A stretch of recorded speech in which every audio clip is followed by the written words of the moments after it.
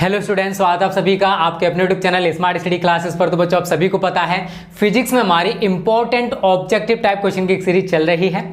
आज स्टूडेंट हम chapter number 6 electromagnetic induction वाला जो चैप्टर है इसके important objective type question discuss करेंगे। तो वीडियो को लास्ट तक देखना, बिल्कुल भी स्किप मत करना। और अगर आप इंपॉर्टेंट लॉन्ग क्वेश्चंस या फिजिक्स के इंपॉर्टेंट डेरिवेशंस पाना चाहते हो तो उसके लिए आप स्टूडेंट हमारा विद्या हब चैनल सब्सक्राइब कर सकते हो। वहां पर आपकी धमाका सीरीज चल रही है, वहां पर मैं आपको इंपॉर्टेंट लॉन्ग क्वेश्चंस करा रहा हूं फिजिक्स एंड केमिस्ट्री के। तो टेंशन मतलब सब कुछ बहुत अच्छे से चल रहा है। बहुत सारे बच्चे कमेंट करते सर क्या पेपर 14 अप्रैल से होने वाले। तो स्टूडेंट किसी भी हालत में 14 अप्रैल से बोर्ड एग्जाम नहीं होंगे। उसका रीजन है अगर 14 अप्रैल से बोर्ड पेपर होते तो अब तक आपकी डेट शीट आ चुकी होती, क्योंकि यार जितने भी कॉलेज हैं वहां पर भी सारी चीजें जाएंगी, पेपर भी जाएंगे, कॉपियां भी जाएंगी, तो इतनी जल्दी नहीं हो सकता है। तो दूसरी चीज यहां पर बच्चों भी आपके ग्राम पंचायत चुनाव चल रहे हैं, तो ये तो पॉसिबल ही नहीं है कि आपके जो बोर्ड एग्जाम है 14 अप्रैल से हो जाए। मई में होंगे, टेंशन मत लो, पेशेंस रखो, डेट शीट आ जाएगी तो आप उसमें देखोगे कि आपके जो बोर्ड एग्जाम है वो मई में होंगे।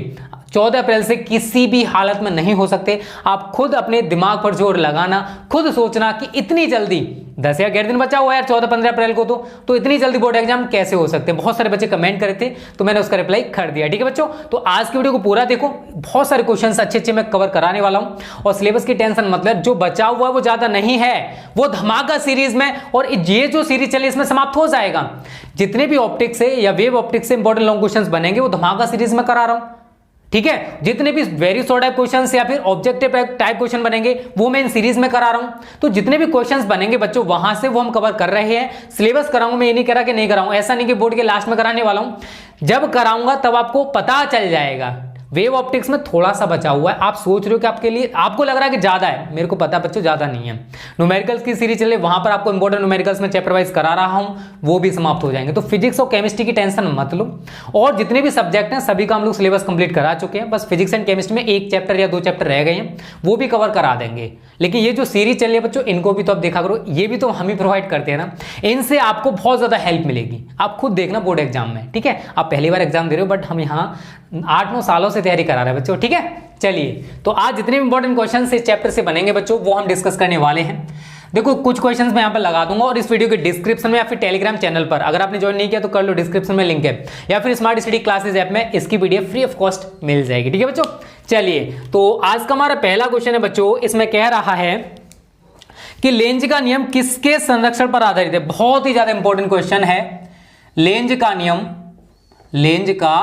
नियम किसके संरक्षण पर आधारित है, किसके संरक्षण पर आधारित है, यह हमसे बच्चों इसने पूछा है। ऑप्शंस भी मैं आपको यहां लिख दे रहा हूं बच्चों। आवेश के, दूसरा ऑप्शन है संवेग के, तीसरा बच्चों ऑप्शन आपको दे रखा ऊर्जा के, एंड फोर्थ ऑप्शन बच्चों आपको दे रखा है द्रव्यमान के। तो शायद मुझे पता है लगभग 90% बच्चों को इसका आंसर पता होगा। देखो लेंज का नियम, जो फैराडे हैं, आप सभी ने शायद नाम सुना होगा, विद्युत चुंबकीय फैराडे के विद्युत चुंबकीय प्रेरण नियम शायद सभी ने सुना होगा, मुझे बताने की जरूरत नहीं है। तो स्टूडेंट फैराडे का जो द्वितीय नियम है बच्चों, वही आपका लेंज का नियम कहलाता है। शायद सभी को पता होगा, ठीक है ना, आप सभी ने पढ़ भी रखा होगा। ठीक है, किसी परिपथ में प्रेरित विद्युत वाहक बल अथवा प्रेरित धारा की दिशा सदैव ऐसी होती है कि यह उस कारण का विरोध करती है जिससे उत्पन्न किया गया। ठीक है ना, तो फैराडे का जो विद्युत चुंबकीय प्रेरण का सेकंड लॉ है वही है बच्चों आपका लेंज का नियम। ठीक है, तो किसी परिपथ में प्रेरित विद्युत वाहक बल या प्रेरित धारा की दिशा सदैव ऐसी होती है कि यह उस कारण का विरोध करती है जिससे इसको उत्पन्न किया गया है। तो फैराडे का सेकंड लॉ ही लेंज का नियम कहलाता है, फैराडे का द्वितीय नियम ही लेंज का नियम कहलाता है, और ये ऊर्जा के संरक्षण पर आधारित है। किसके? ऊर्जा के संरक्षण पर आधारित है, तो इसमें आपको रटने वाली बात नहीं है। सेकंड क्वेश्चन बच्चों आप आज का, इसमें क्या कह रहा है पहले इसको समझ लीजिए। चुंबकीय क्षेत्र में हमारा जो मैग्नेटिक फील्ड है, ये हमारा क्या है, मैग्नेटिक फील्ड है। इस चुंबकीय क्षेत्र में बच्चों एक तार रखा हुआ है, एक तार के लूप में से, चुंबकीय क्षेत्र में रखे एक तार के लूप में से जो चुंबकीय फ्लक्स गुजरेगा वो किस पर निर्भर करता है, ये हमसे किस पर निर्भर नहीं करता है। ऑप्शंस आपको दे रखे हैं। पहला ऑप्शन दे रखा है लूप की आकृति पर, बी ऑप्शन आपको दे रखा है बच्चों लूप के क्षेत्रफल पर, सी ऑप्शन दे रखा है लूप क्षेत्र की तीव्रता पर, एंड डी ऑप्शन दे रखा है क्षेत्र के सापेक्ष लूप के अभिविन्यास पर, मतलब किस टाइप से लूप रखा हुआ है। आप सभी ने सूत्र पढ़ रखा होगा 5b बराबर बी ए कॉस थीटा, मुझे पता है ज्यादातर बच्चों को ये पता होगा। तो जो चुंबकीय फ्लक्स है बच्चों वो बी और ए पर डिपेंड करेगा, और किस एंगल पर इस लूप को रखा गया है इस पर भी डिपेंड करेगा। तो यहां पर आप देख रहे हो किस पर निर्भर नहीं करता है, हमसे ये पूछा है, तो किस पर डिपेंड नहीं करेगा बच्चों, लूप की आकृति पर, जो लूप का शेप होगा उस पर डिपेंड नहीं करेगा, तो लूप की आकृति पर, ये हमारा राइट आंसर हो जाएगा। ठीक है बच्चों, तो ये तो हमारा सेकंड क्वेश्चन है बच्चों, क्योंकि आप सभी ने ये सूत्र पढ़ रखा है 5b बराबर बी ए cos थीटा, इसमें बी और ए पर तो डिपेंड करेगा, और किस एंगल पर हमने उस लूप को रखा है बच्चों उस पर भी डिपेंड करेगा। तो किस पर डिपेंड नहीं करने वाला है, तो वो है बच्चों आपका लूप की आकृति पर। यह है बच्चों हमारा सेकंड क्वेश्चन, उम्मीद करता हूं समझ में आ गया होगा। चलिए बच्चों तीसरा क्वेश्चन हम लोग डिस्कस करते हैं। ये एक न्यूमेरिकल है, इसको समझना क्योंकि न्यूमेरिकल भी आते हैं बोर्ड एग्जाम में, याद रखना। इसमें कह रहा है कि एक कुंडली से बद्ध चुंबकीय फ्लक्स 1 सेकंड में, ये टाइम पीरियड दे रखा आपको, तो मैं यहां लिखूंगा डेल्टा टी बराबर 1 सेकंड। 1 सेकंड में जो चुंबकीय फ्लक्स है वो 1 वेबर से घटकर φ1 आपको कितना दे रखा बच्चों, 1 वेबर, 1 वेबर से घटकर φ2 कितना दे रखा आपको 0.1 वेबर हो जाता है। 1 वेबर था उससे घटकर कितना रह गया बच्चों, 0.1 वेबर रह गया। तो हमसे पूछा है कुंडली में प्रेरित विद्युत वाहक बल, ई का मान बच्चों हमसे पूछा है। आप सभी ने सूत्र पढ़ रखा होगा, ई बराबर माइनस एन, एन तब लिया जाता है जब कुंडली की बात करें, अगर कुंडली में फेरे हैं तो हम एन यूज करेंगे, अदरवाइज ई बराबर minus delta 5 upon delta T आपका सूत्र होता है और सभी को पता भी होगा। मैं सारी वैल्यू लगाऊंगा यहाँ पर। अब आप कहोगे सर डेल्टा 5 कैसे निकालें, तो बच्चों आप क्या करोगे, डेल्टा 5 हो रहा होता है φ2 माइनस φ1, φ2 माइनस φ1, तो φ2 आपको कितना देखे, देखिए जरा 0.1 दे रखा है, माइनस और ये कितना 1 में से 0.1 को घटाओगे तो कितना बचेगा 0.9, तो माइनस 0.9 वेबर। ये हमारा चुंबकीय फ्लक्स में जो परिवर्तन हो रहा है, शुरुआत में तो 1 वेबर था, बट 1 सेकंड बाद वो घटकर कितना रह गया बच्चों 0.1 वेबर। ठीक है, अब मैं इसको यहां पर लगा दूंगा, माइनस डेल्टा 5 आपको दे रखा minus 0.9 divided by delta T आपको कितना दे रखा बच्चा 1, तो मैं यहां पर 1 यूज करूंगा, माइनस माइनस प्लस हो गया तो 0.9 ई का मात्रक होता है आपका वोल्ट। ये आपका आंसर हो जाएगा, और मैं इसमें ऑप्शन देख रहा हूं तो मेरे को सी ऑप्शन एकदम सही दिखाई दे रहा है, तो तीसरे का बच्चों सी ऑप्शन हमारा एकदम सही हो जाएगा 0.9 वोल्ट। क्लियर है ना, कोई दिक्कत तो नहीं तीनों क्वेश्चंस में किसी में भी। लेंज का नियम किसके संरक्षण पर आधारित है, ऊर्जा के, और फैराडे का जो विद्युत चुंबकीय प्रेरण का सेकंड लॉ है वही आपका लेंज का नियम कहलाता है। ठीक है ना, किसी परिपथ में प्रेरित विद्युत वाहक बल अथवा प्रेरित धारा की दिशा सदैव ऐसी होती है कि ये उस कारण का विरोध करती है जिससे कि इसको उत्पन्न किया गया है। उसके बाद हमने सेकंड क्वेश्चन में जाना बच्चों कि चुंबकीय क्षेत्र में रखे एक तार के लूप में से गुजरने वाला चुंबकीय फ्लक्स किस पर निर्भर नहीं करता है। ऑप्शंस आपको दे रखे थे लूप की आकृति पर, लूप के क्षेत्रफल पर, क्षेत्र की तीव्रता पर, क्षेत्र के सापेक्ष लूप के अभिविन्यास पर। तो राइट आंसर क्या है, लूप की आकृति पर, और मैंने रीजन बताया 5 और बी ए cos थीटा। ठीक है बच्चों, और तीसरा क्वेश्चन आपने यहां पर देख ही लिया है। तो सभी बच्चे जल्दी से आप इसका स्क्रीनशॉट ले लीजिए, और उम्मीद करता हूं ये सारे क्वेश्चंस आपको समझ में आ रहे होंगे। किसी भी क्वेश्चन में डाउट हो कमेंट करके बता देना। तो कमेंट का रिप्लाई तो बच्चों हम लोग नहीं कर पाते, उसके लिए सॉरी, क्योंकि यार बहुत सारे कमेंट्स आते हैं। ठीक है, और बस पेशेंस रखो यार, सब कुछ अच्छे से चल रहा है, आप अपने बोर्ड एग्जाम पे फोकस करो, सारी चीज आपको कराई जा रही है। ठीक है, और बात रही अनसॉल्व पेपर की, तो अनसॉल्व पेपर में जो इंपॉर्टेंट और टफ क्वेश्चंस होते हैं वो मैं आपको करा दूंगा। पहले हमारी उधर धमाका सीरीज समाप्त होने तो उधर ही कराऊंगा, इधर तो आपका सिलेबस और ये जो सीरीज चल रही है ये समाप्त होंगी। वेरियस और टाइप क्वेश्चन की सीरीज हमारी भी आपने बीच में छुड़वा दी है। ठीक है, 2-4 वीडियोज आपको उसकी भी देखने मिलेंगी, क्योंकि 70 क्वेश्चन मैंने आपको बोला था। तो यार एक साथ कुछ भी नहीं होता, थोड़ा इस टाइम यार मैं कितना बिजी हूँ आपको बता भी नहीं सकता, सच में बता रहा हूँ। चलिए बच्चों, अगला क्वेश्चन है चौथा। इसमें कह रहा है प्रेरित विद्युत धारा की दिशा, प्रेरित विद्युत धारा की दिशा का ज्ञान होता है, मतलब किस लॉ के द्वारा होता है, ये हमसे पूछा है। ऑप्शंस आपको दे रखे हैं लेंज के नियम से, लेंज के नियम से। अब किसी भी सर्किट में प्रेरित विद्युत धारा किस टाइप से बहने वाली है, किस लॉ के द्वारा हम लोग याद कर सकते हैं, फ्लेमिंग के बाएं हाथ के नियम से, फ्लेमिंग के बाएं हाथ के नियम से, बाएं हाथ के नियम से। एंड सी ऑप्शन आपको देखा बायो सेवर्ट के नियम से, बायो सेवर्ट के नियम से। एंड नेक्स्ट दे रखा बच्चों आपको एम्पियर के नियम से। एम्पियर मैक्सवेल का नियम शायद सभी ने पढ़ा होगा, नियम से। तो बच्चों लेंज के नियम से देखो, किसी भी सर्किट में अगर प्रेरित विद्युत धारा है तो उसकी डायरेक्शन हम लोग लेंज के नियम से बता सकते हैं, क्योंकि अभी मैंने कुछ देर पहले आपको बताया था कि किसी परिपथ में प्रेरित विद्युत वाहक बल अथवा प्रेरित धारा की दिशा सदैव ऐसी होती है कि यह उस कारण का विरोध करती है जिससे कि उसको उत्पन्न किया गया है। इसी को हम लोग लेंज का नियम भी कहते हैं। तो प्रेरित विद्युत धारा की दिशा क्या होगी ये हम लोग कैसे बता सकते हैं? लेंज के नियमानुसार। फ्लेमिंग के बाएं हाथ का नियम चुंबकीय बल की दिशा बताता है। क्या बताता है? फ्लेमिंग का बाएं हाथ का नियम आप सभी ने सुना होगा, ठीक है, फ्लेमिंग का बाएं हाथ का नियम। इस नियम के अनुसार अंगूठा उसके पास की दोनों उंगलियों को एक दूसरे के लंबवत, ये इसके लंबवत है, ये इसके लंबवत है और ये इसके लंबवत है, इस प्रकार फैलाएं कि अंगूठे के पास वाली उंगली चुंबकीय क्षेत्र की दिशा में, बीच वाली उंगली धारा की दिशा में हो तो अंगूठा चुंबकीय बल की दिशा बताएगा। एक और नियम होता है फ्लेमिंग का दाएं हाथ का नियम, ये वाला। इस नियम के अनुसार अंगूठा और उसके पास की दोनों उंगलियों को एक दूसरे के लंबवत इस प्रकार फैलाएं कि अंगूठे के पास वाली उंगली चुंबकीय क्षेत्र की दिशा में तथा अंगूठा चालक की गति की दिशा में हो तो बीच वाली उंगली की दिशा प्रेरित धारा की दिशा होगी। लेकिन यहां पर आपको फ्लेमिंग का बाएं हाथ का नियम दे रखा है, दाएं हाथ का नियम नहीं दिया।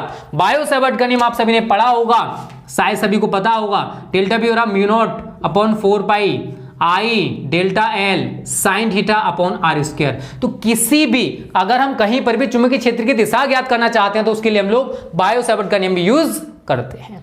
ठीक है बच्चों, उम्मीद करता हूं समझ में आ रहा होगा। ठीक है, तो हमारा राइट आंसर हो जाएगा ये वाला, ए ऑप्शन। ठीक है, लेंज के नियम से हम लोग प्रेरित विद्युत धारा की दिशा बताते हैं किसी भी सर्किट में कि प्रेरित विद्युत धारा की दिशा क्या होगी। चलिए अगला क्वेश्चन हम लोग डिस्कस कर लेते हैं बच्चों। इसमें कह रहा है, ये तो अभी मैंने ऊपर ही कराया है, वही क्वेश्चन आ गया बच्चों यहाँ पर। तो ठीक है, इसमें कह रहा है कि लेंज का नियम किस भौतिक राशि के संरक्षण पर आधारित है? ऐसे भी इसको पूछ सकता है। तो लेंज का नियम ऊर्जा के संरक्षण पर। कौन सी भौतिक राशि है वो? ऊर्जा। कौन सी है? ऊर्जा। बहुत इंपॉर्टेंट क्वेश्चन है। तो लेंज का नियम किस भौतिक राशि के संरक्षण पर आधारित है बच्चा? ऊर्जा के। किस पर आधारित है? ऊर्जा के। ठीक है ना, दिक्कत तो नहीं है। और जिन बच्चों ने वीडियो को लाइक नहीं किया, लाइक कर दिया करो यार, क्या जाता है आपका? कुछ नहीं जाता। वीडियो की टेंशन मत लो, कोर्स की टेंशन मत लो, किसी भी चीज की टेंशन मत लो। बोर्ड एग्जाम देने जाओगे तो सारे क्वेश्चंस वही मिलेंगे, इतना मैं आपसे कह सकता हूं। जितना मैं आपके लिए कर सकता हूं उतना करने की कोशिश कर रहा हूं बच्चों। चलिए अगला क्वेश्चन है, प्रेरकत्व का मात्रक है। बहुत इंपॉर्टेंट क्वेश्चन है, ये भी कई बार पूछा गया है। प्रेरकत्व का मात्रक है, ये हमको बताना है। ऑप्शंस भी मैं आपको बता रहा हूं बच्चों, टेंशन मत लो। ऑप्शन है आपके ओम सेकंड, क्या है? ओम सेकंड। अगला है ओम प्रति सेकंड, ओम प्रति सेकंड। अगला आपको दे रखा बच्चों इसने सेकंड प्रति ओम, सेकंड प्रति ओम। अगला बच्चों आपको इसने दे रखा 1 अपॉन ओम सेकंड, 1 अपॉन ओम सेकंड। ये 4 ऑप्शंस आपको दे रखे हैं। अगर आपको देखो प्रेरकत्व की बात करें तो इसका यूनिट सभी को पता होगा, हेनरी होता है, मुझे बताने की जरूरत नहीं। बट एक और यूनिट होता है, वो हम लोग निकालेंगे। कैसे? E बराबर आपने पढ़ रखा -L डेल्टा आई अपॉन डेल्टा टी। मुझे L से मतलब है तो मैं इसको नीचे भेज दूंगा। तो L बराबर -E बटे डेल्टा आई अपॉन डेल्टा टी। क्लियर है ना, कोई दिक्कत तो नहीं है? बस सारी चीजें रख दीजिए। इनके यूनिट जो भी है बच्चों आपको पता होगा। E का क्या होता है? वोल्ट। धारा का क्या होता है? एम्पियर। डेल्टा आई क्या? धारा। और डेल्टा टी क्या? समय। तो ये आपका सेकंड हो जाएगा। सेकंड को मैं ऊपर लेके जाऊंगा तो वोल्ट प्रति एम्पियर इंटू सेकंड। और वोल्ट पर एम्पियर को बच्चा क्या कहते हैं? ओम। अरे आर बराबर आपने सूत्र पढ़ रखा है मेरे दोस्त, V अपॉन आई होता है। V का मात्रक क्या है? वोल्ट। और I का यूनिट क्या है? एम्पियर। और R का एक और यूनिट होता है, आप सभी ने पढ़ा होगा बच्चों, ओम। क्या होता है? ओम, जिसको हम लोग ओमेगा से रिप्रेजेंट करते हैं। तो यहां पर मैं वोल्ट पर एम्पियर की जगह क्या लगा सकता हूं? ओम। तो मेरे को सूत्र मात्रक क्या मिला? ओम सेकंड। जरा ऑप्शन देखिए, ऐसा कोई ऑप्शन आपको दिख रहा है? या पहला ही ऑप्शन है यार, यही आपका राइट आंसर हो जाएगा। तो ऐसे आप यूनिट बता सकते हो। आपको एक यूनिट तो पता है कि हेनरी होता है, बट यार एक और यूनिट होता है जिसका नाम है ओम सेकंड। ठीक है, वो हम लोग निकालना आपको बता चुके हैं। क्लियर है ना? 6 क्वेश्चंस कंप्लीट हैं। सभी स्क्रीनशॉट बच्चों जल्दी से ले लीजिए और उम्मीद करता हूं ये सारे क्वेश्चंस आपको समझ में आ रहे होंगे। ठीक है, चलिए मिटा रहा हूं इसको, सभी ने स्क्रीनशॉट ले लिया होगा। तो क्वेश्चंस उतने टफ नहीं है बच्चों, टेंशन मत लो। टफ तब लगते हैं जब आपने चैप्टर को अच्छे से नहीं पढ़ा होगा। अगर अच्छे से पढ़ रखा है तो आपको दिक्कत नहीं होने वाली है।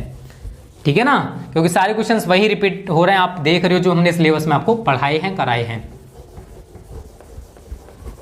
और इसके बाद अगला जो चैप्टर है हमारा, उसके इंपॉर्टेंट क्वेश्चंस मैं आपको कराऊंगा। उसके तो बहुत ज़्यादा इंपॉर्टेंट क्वेश्चंस हैं बच्चों। ठीक है, उनकी तैयारी आप अच्छे से कर लेना। सभी को नाम पता होगा प्रत्यावर्ती धारा। ठीक है, उसके बाद विद्युत चुम्बकीय तरंगे। ऐसे हम लोग सारे चैप्टर्स जितने भी हैं उनके ऑब्जेक्टिव क्वेश्चन डिस्कस कर लेंगे। बहुत सारे बच्चे कहते हैं सर ये तो 5 से लेकर 6 नंबर के आते हैं, बट यार यहाँ से वेरी शॉर्ट टाइप क्वेश्चन भी बन सकता है, इस चीज को याद रखना। वेरी शॉर्ट टाइप क्वेश्चन भी यहाँ से बन सकता है। चलिए 7वां क्वेश्चन देखिए बच्चों,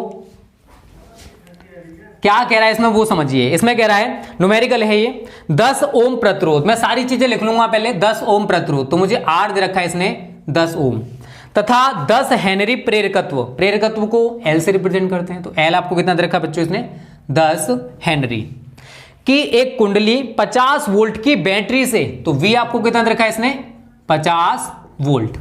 उसके बाद कह रहा है कि कुंडली में कितनी ऊर्जा संचित होगी, यू हमको निकालना है। तो यार एक सूत्र आपने इस चैप्टर में पढ़ा होगा, मैंने पढ़ाया तो न्यूमेरिकल से कराया, तो u बराबर 1/2 Li²। ठीक है, आप सभी ने पढ़ा होगा इसको, उम्मीद करता हूं। तो यहां से आप I का मान निकाल सकते हो बच्चों। देखो आप सभी ने क्या पढ़ रखा है, V/I बराबर R। तो I बराबर क्या पढ़ोगे V/R। V कितना दे रखा आपको 50 और R कितना दे रखा आपको 10। तो कितना है बच्चों यहाँ पर 5 एम्पियर। अब मैं सारी वैल्यू लगाऊंगा 1/2। L का मान आपको देखो जरा कितना दे रखा है, L का मान ऊपर देखो कितना दे रखा आपको 10 गुणा 10। I का मान देखिए जरा कितना दे रखा आपको 5, तो 5 का स्क्वायर। 2 से इसको काट दीजिए, 2 पंजे 10, तो 5 गुणा 5 का स्क्वायर 25 और 25 पंजे 125। तो यही हमारा आंसर हो जाएगा बच्चों। ए ऑप्शन हमको दिखाई दे रहा है, ए हमारा दे रखा आपको 125 जूल। इस तरीके से बच्चों आप न्यूमेरिकल्स भी अच्छे से कर सकते हो। अगला क्वेश्चन इंपॉर्टेंट है, सही तरह समझना है इसको। ठीक है, ज्यादा क्वेश्चन नहीं है इसमें, टेंशन मत लो। 8वां क्वेश्चन इसमें क्या कह रहा है, इसमें कह रहा बच्चों कि दो कुंडलियां हैं, उनका अन्योन्य प्रेरण गुणांक किस पर निर्भर नहीं करता है। किस पर निर्भर नहीं करता है ये हमसे बच्चों पूछा गया। ऑप्शंस आपको दे रखे हैं, स्वप्रेरण गुणांकों पर डिपेंड करेगा। यार कुंडली के अंदर अगर स्वप्रेरकत्व उत्पन्न होगा तो उस पर तो डिपेंड करेगा।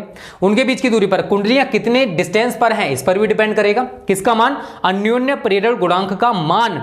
उनके बीच भरे माध्यम पर, अब कुंडलियों के बीच क्या माध्यम भरा हुआ उस पर भी डिपेंड करेगा, बट उनके जो प्रतिरोध हैं उन पर डिपेंड नहीं करने वाला है। तो हमारा डी ऑप्शन सही रहेगा बच्चों। इसने बोला है दो कुंडलियों का अन्योन्य प्रेरण गुणांक किस पर निर्भर नहीं करता है, तो किस पर निर्भर नहीं करता है, उनके प्रतिरोधों पर। 8वें का डी ऑप्शन बच्चों एकदम सही होगा, उनके प्रतिरोधों पर, उनके प्रतिरोधों पर। This is the right answer. अच्छा क्वेश्चन है, पूछा जा सकता है। 9वां क्वेश्चन मैं आपके लिए होमवर्क के रूप में देने वाला हूं। चला 9वां मैं करा दे रहा हूं, 10वां आपको होमवर्क के रूप में दूंगा और सभी बच्चे मुझे कमेंट करके बताएंगे कि इसका आंसर आखिर आ क्या रहा है। देखो 9वां क्वेश्चन है, यदि L तथा R क्रमशः प्रेरकत्व तथा प्रतिरोध को व्यक्त करते हैं, प्रतिरोध को व्यक्त करते हैं,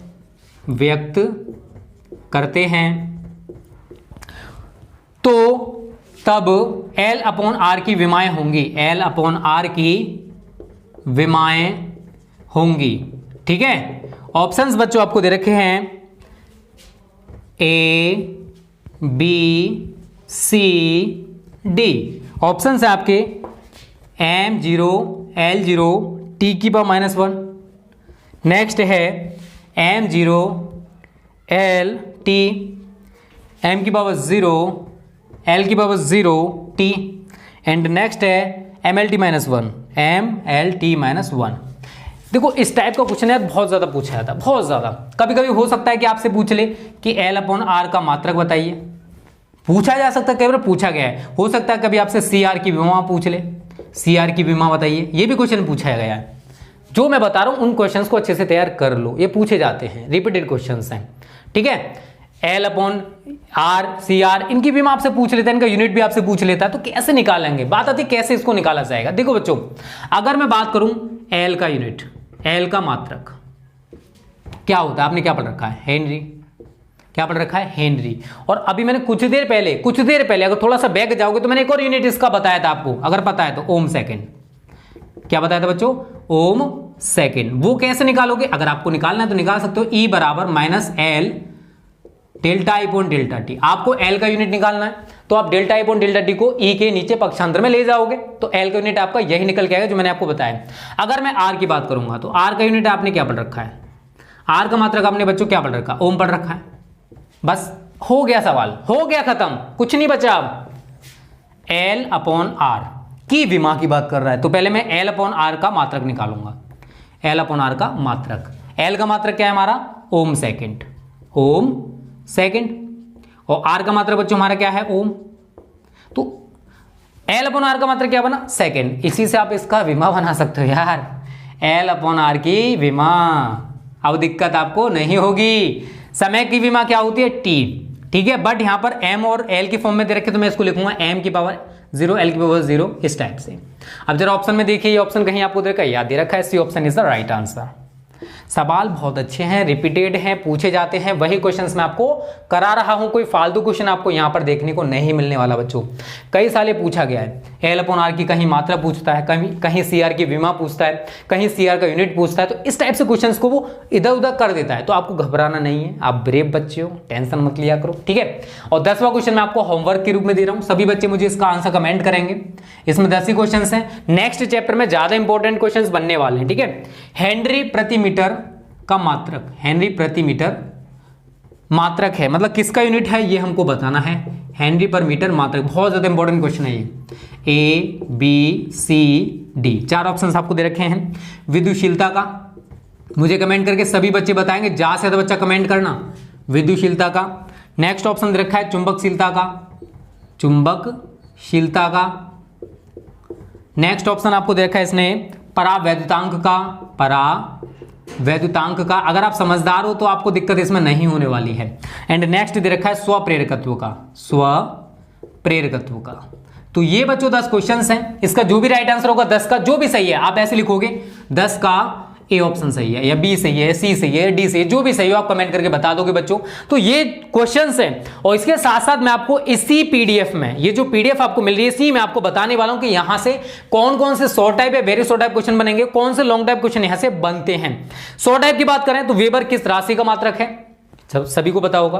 वोल्ट सेकंड किस भौतिक राशि का मात्रक है, वोल्ट सेकंड देखने जरा और मुझे बताओगे किस राशि का मात्रक है। उस भौतिक राशि का नाम बताइए जिसका मात्रक वेबर प्रति मीटर स्क्वायर है। विद्युत चुम्बकीय प्रेरण संबंधी फैराडे के नियम लिखिए। नेक्स्ट है प्रेरित विद्युत वाहक बल का विमीय सूत्र क्या है, ये हमको बताना है।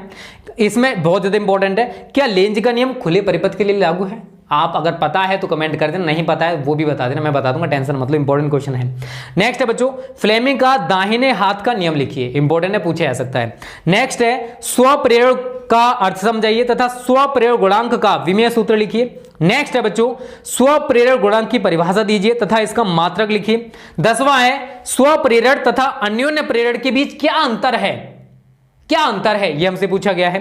नेक्स्ट है भंवर धाराएं क्या है, एडी करंट्स के बारे में पूछा गया है और इनके 2 उपयोग भी लिखने हैं। लॉन्ग क्वेश्चन की बात करूं अगर जो यहां से पूछे जाते हैं तो पहला है विद्युत चुम्बकीय प्रेरण के नियमों का उल्लेख कीजिए तथा स्पष्ट कीजिए। विद्युत चुम्बकीय प्रेरण के नाम सुने ना, फैराडे के, वही है। स्वप्रेरण गुणांक की परिभाषा दीजिए तथा एक समतल वृत्ताकार कुंडली के लिए स्वप्रेरण गुणांक का व्यंजक प्राप्त कीजिए। नेक्स्ट है स्वप्रेरण गुणांक की परिभाषा दीजिए। धारावाही लंबी परिनालिका के स्व, ये बहुत ज्यादा इंपॉर्टेंट है, इसको तैयार कर लेना, ठीक है। और इससे जो अगला वाला समतल कुंडलियों के बीच अन्योन्य प्रेरकत्व, इसको भी अच्छे से तैयार कर लेना। तो बच्चों ये क्वेश्चंस हैं, मैंने आपको यहाँ पर very short type, long type, हर टाइप का क्वेश्चन बता दिया, वेरी और ऑब्जेक्टिव तो करा दिया विद सॉल्यूशन, ठीक है। समझ में आया ना सब कुछ। तो आज की वीडियो को बच्चों यहीं पे समाप्त करते हैं। उम्मीद करते हैं प्यारी सी वीडियो आपको पसंद आई होगी, अच्छी लगे तो दबा के लाइक करो, दबा के शेयर करो, मुझे मोटिवेट किया करो, मैं आप सभी के लिए ज्यादा से ज्यादा मेहनत कर सकूं, जल्दी जल्दी वीडियोस दे दिया करूं। तो टेंशन मतलब सिलेबस और सारी चीजें अच्छे से चल रही हैं, आपको नहीं पता बट मुझे पता है, ठीक है। आप कमेंट करते रहो सर ये कब आएगा, सब आएगा।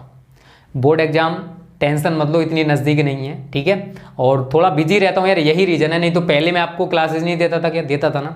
अभी वही ऑफिस वाला वर्क चल रहा है, बहुत ज़्यादा प्रेशर होता है यार। मैं अकेला हूँ, मेरा कोई बड़ा भाई या छोटा भाई नहीं है, सारी चीज़ें यार मुझे ही मैनेज करनी पड़ती है, सब कुछ मुझे ही देखना पड़ता है। इसी वजह से बच्चों मुझे वहाँ पर रहना पड़ता है, मैं वहाँ पर सारा काम दिखवाता हूँ। मेरी प्रॉब्लम को समझने की कोशिश करो यार आप, ठीक है। चलो आज वीडियो को समाप्त करते हैं। उम्मीद करते हैं वीडियो आपको अच्छी लगी होगी, अच्छी लगी तो वीडियो को लाइक और शेयर कर देना। Okay students, thanks for watching this video.